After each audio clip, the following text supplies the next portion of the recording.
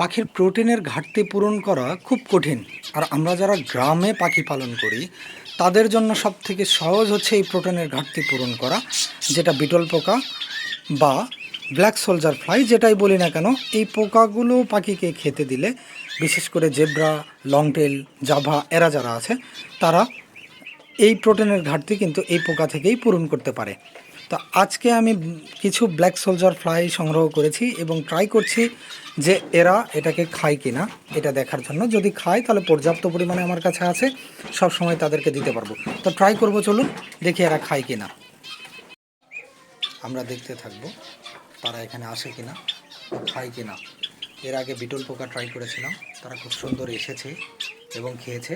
আজকে black soldier try করছি, যদি তারা খায় তাহলে অবশ্যই আমরা এগুলোর যোগান দেব পর্যাপ্ত পরিমাণে। হ্যাঁ, অলরেডি চলে এসেছে, পর্যাপ্ত পরিমাণে আছে আমার কাছে স্টক। প্রতিদিন এদেরকে এই প্রোটিনটা আমি দিতে পারবো।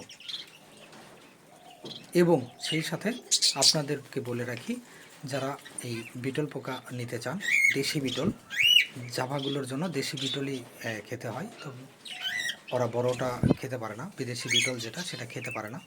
তো দেশি বিটলটা একটু ছোট সাইজের হয় লার্ভাগুলো, তো এটা এরা অনায়াসে খেতে পারে। তো যারা নিতে চান মাদার বিটল আমাকে জানাতে পারেন।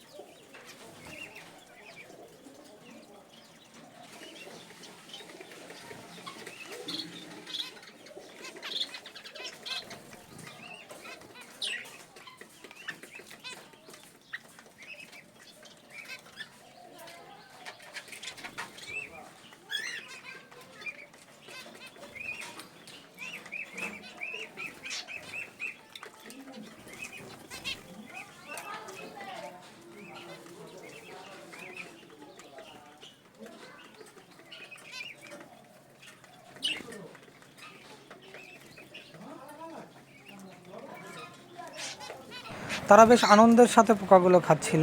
তো এই ছিল আজকের ভিডিও, দেখা হবে পরবর্তী ভিডিওতে। সবাই ভালো থাকবেন, সুস্থ থাকবেন এবং মাছ পাখির ঠিকানার সাথেই থাকবেন। আল্লাহ হাফেজ।